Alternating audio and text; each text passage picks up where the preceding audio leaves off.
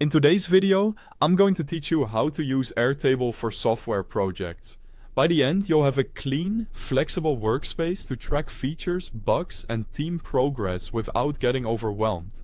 Start by creating a new base. Head to airtable.com and log in.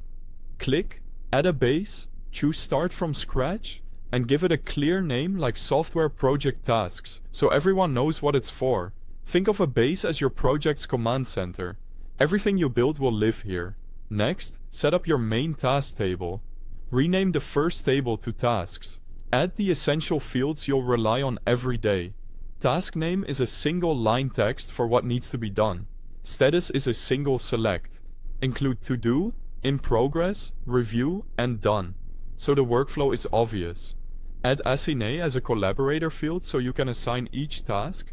Create a priority single select with low, medium, and high to help you triage.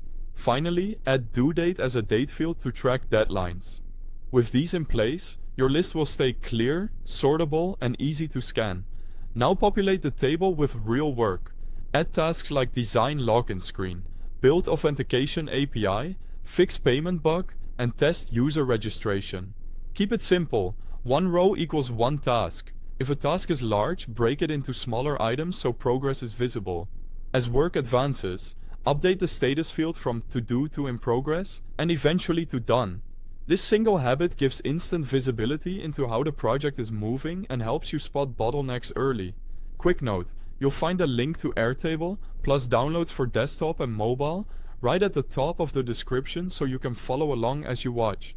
Create views to focus. Add a Kanban view, group it by status, and drag tasks between columns as work progresses. It's great for stand-ups and sprint boards.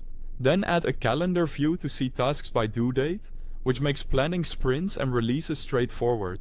Use filters to cut through the noise. Show only your tasks, only high-priority items, or everything due this week. Saving a filtered view can keep each developer focused on just what matters to them.